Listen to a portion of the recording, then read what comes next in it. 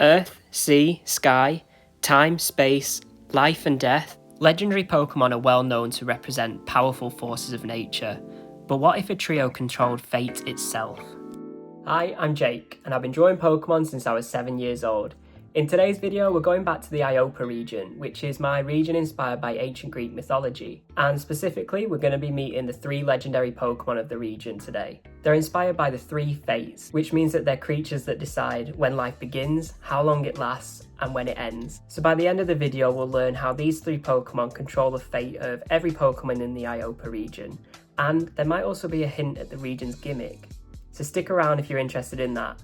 For those who aren't familiar with Greek mythology, I'll give you a quick rundown of the Fates. They're also called the Moirai. Essentially, they're 3 entities who are the personification of fate and destiny. The first one is Clotho, who spins the thread of life. The second is Lacheaxyte, who measures it. And the third is Atchopdoxa, who cuts it. Of course, me being me, with the bug type being my favourite type in Pokemon, I wanted to make them all bugs, and I thought it really worked. With the thread of life, I could change it into the web of life. So the first one that you're seeing on the screen now is based on Clotho. I've actually had this idea in my head for maybe about a year now, I want to say, and it felt really good to finally get it sketched out on paper. But as you can see, those wings are very, very complicated and took me quite a while to weave into the design. No pun intended there with the word weave. With Clotho being this cosmic weaver entity, I wanted to create this really mystical looking creature. Quite wispy, quite dainty in nature, with it being the one that spins the thread. It's the creator, really. And like I said, because I'd had this idea of the wings in my head for quite some time, I needed to find a way to tie in silk and spinning threads into a butterfly design, and that's when I saw the silk moth. Not a lot of butterflies do, but some do spin silk.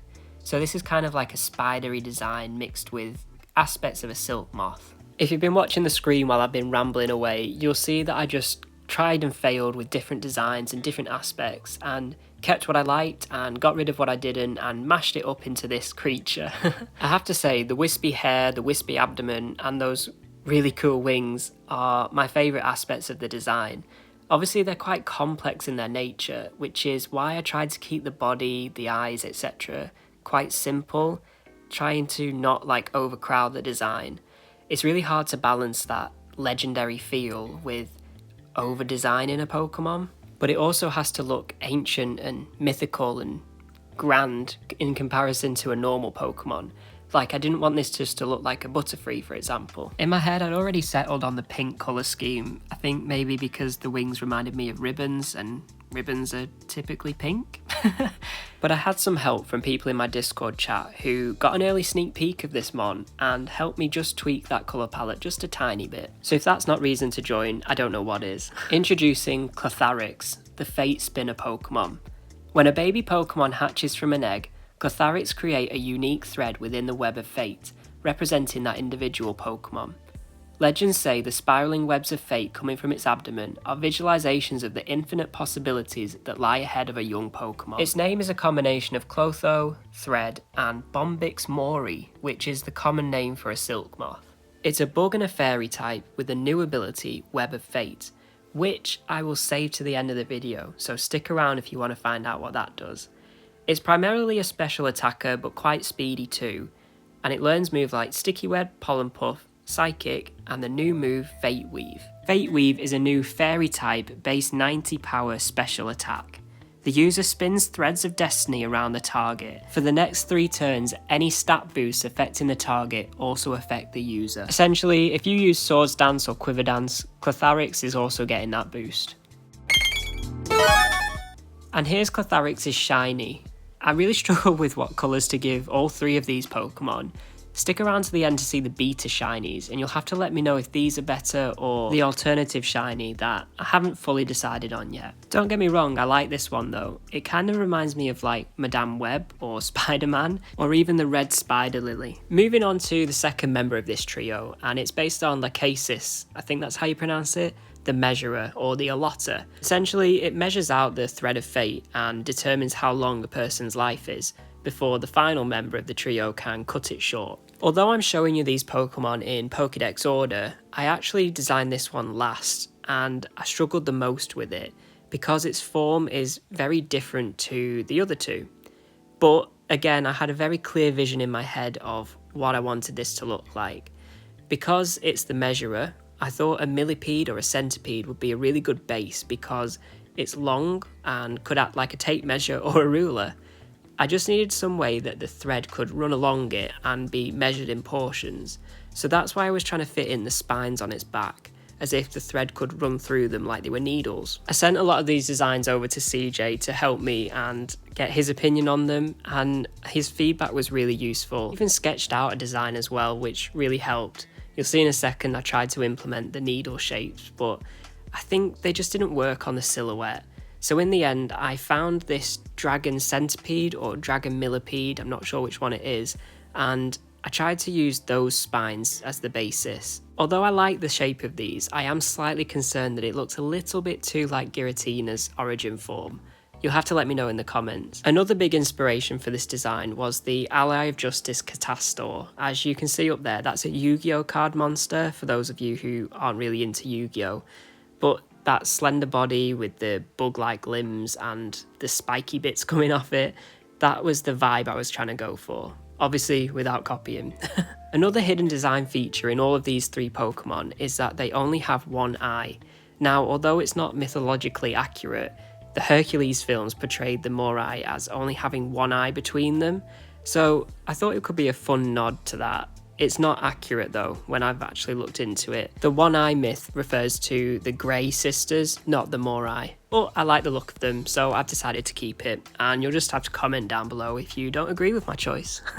Another odd choice was to not give it multiple legs, but you might have seen in my sketch version that I just didn't think it looked right. I thought it made the design far too cluttered. And honestly, I think that 6 legs still implies what insect that this Pokemon is based on, and I could see it scuttling around on those 6 legs with its huge tail dragging behind it. Introducing Lacheaxyte, the Fate Allotter Pokemon. It gathers the threads generated by Cletharix using the ridges running down its spine. By doing so, it allows Atchopdoxa to sever the threads appropriately. Without the mediation of Lacheaxyte, the web of fate and thus individual Pokemon's destinies would branch too wildly or be cut too short. Legends say that each spine on its back represents 10 years of a Pokemon's life. Its name is a mix of Lacheaxyte, Desmosite, which is the fancy term for a dragon millipede that I mentioned before, and Measure. It's a bug and steel type with the ability Web of Fate, and for its stats I made it quite defensive and less of a special attacker. It learns moves like Iron Defense, Steamroller, Zem Headbutt, and Fate Meter, which is its signature move. Fate Meter is a 90 base power physical steel type move, where the target is hit and the Pokemon measures the remaining life thread, which nullifies any stat boosts on the target. For the shiny colours of this trio, I wanted to stick to using secondary colours, so I made it purple. Although now I'm looking at it, it does look really similar to Wimpod. I guess that could be a cool nod to Wimpod, like this legendary Pokemon has similar colours to an existing non-legendary bug-type Pokemon. Moving on to the final bug in this legendary trio, and it's based on Atropos, I think is how you pronounce it officially, and it's the cutter of the Thread of Life. I said it's designed just to be covered from head to toe in blades, in that any aspect of this Pokemon could cut the life thread instantly. I wanted it all to be very sharp and very dangerous looking. When I was researching bugs, I was obviously looking at stag beetles because of those massive pincers. I thought that they could cut the thread. I also found wheel beetles, which I'd never heard of before, which have that awesome saw-like looking thing in their chest. And you can see there on the initial design, I was trying to make that work. In the end, I cut it because I just thought it looked too visually odd. I replaced it with just a big spike going all the way through its body. In the end, I went with a mantis-like design, and I know, we already have a lot of mantises, from Scyther all the way through to Lurantis, and everything in the middle. So I needed to make sure that this looked very visually different to those, and also quite legendary in its appearance. And I think that that was the most challenging part, was treading that line between legendary bug and over-designed bug. So I played around a lot with the shape of its size, and at first I was quite happy with these basic looking ones because I thought that the body was quite complex, But then I came across Cronus's sickle. I thought that this could be a really good link to Greek mythology, so I tried to mimic the shape of that in its design. And wait for it. There it is. I decided to triple the amount of blades it had. It might seem over-designed and a bit over the top, but it is a legendary Pokemon after all. And I felt like it just needed additional design components, if you will, to match the other two legendaries, like Cletharix's interesting wings and all the spines down Lacheaxyte's back. For colours, this was actually the second design that I finalised, so I thought that the blue contrasted well with the pink of Cletharix. And going all the way back to Generation 1, even though they weren't legendary Pokemon, there's been that whole red and blue theme throughout the whole of the Pokemon series. Think Groudon and Kyogre, Dialga, Palkia, maybe not Reshiram and Zekrom, although Zekrom did have blue lightning and Reshiram had red fire. If these were ever to be made into games, I couldn't really think of two dual titles, so I think I would just release it as a single one. This is Atchopdoxa, the Fate Cutter Pokemon. Atchopdoxa is the ultimate decider of a Pokemon's lifespan. It predetermines a Pokemon's fate at the point of birth. Its whole body is covered in bladed scales and is a living scythe. Legends say that a flash of Atchopdoxa's blades are the last thing a Pokemon will ever see. Its name is a mix of Atropos, chop, because it chops the thread of fate, and I'm going to try and pronounce this, Phylocrania paradoxa, which is the special name for a ghost mantis, which served for a lot of the basis of the aesthetics of this design. It's a bug and a dark type Pokemon with the ability Web of Fate. It's a really strong attacker, quite speedy too. It learns the moves Night Slash, X Scissor, Psycho Cut and Fate Sever, which is a base 90 dark type move that after it strikes the opponent, reduces its defense by 1 stage. Now, don't come at me in the comments, I'm not much of a competitive player, so I don't know if these stats or these new abilities and new moves are actually viable or just game breaking. I really like the shiny colours of this one. I think it reminds me of Scyther, which actually I quite like the idea of, and it keeps up that idea of the secondary colour theme. There we have it, the Fate trio of the Iopa region. I love these designs. I know I'm biased because I absolutely love bug types, but this was the first set of legendary Pokemon that I'm really proud of. I think they've got a solid design concept and they actually look like a trio despite the three of them having very different body shapes. Well, I hope they do anyway. In my head they do. Please let me know if you think I can improve any of them. I've spent weeks trying to perfect these designs. And now the moment that hopefully you've all been waiting for, the lore that connects the three of them and their ability explained. So, as I mentioned, every individual Pokemon has its own thread of fate, which determines its lifespan and what it's going to achieve in its whole life. But everyone's thread is interlinked in the web of fate. The order of all of this is maintained by these three Pokemon. Removing one can interrupt that and cause chaos in terms of the web branching too much or it being cut too short. So this is a visualizer of how I imagine the thread works. It comes out of the first one, is measured in the second, and is cut in the third. As for the ability Web of Fate, I think it would work like Arena Trap. That might be a bit of a letdown after hyping it up, but I think if you're locked in against a legendary Pokemon, that could be quite dangerous. Here are the initial designs of the shiny forms, which were more of a monochromatic theme. You'll have to let me know if you like these better or if you prefer the secondary colour theme that I've actually gone with. I'm not sure, I think that these could be interpreted as a bit boring. So there we have it, that's the trio of the legendary Pokemon for the Iopa region.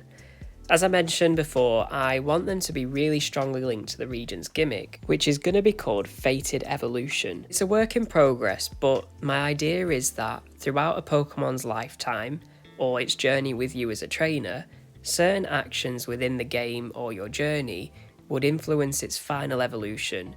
That might give it a different type, a different ability, a different look, for example.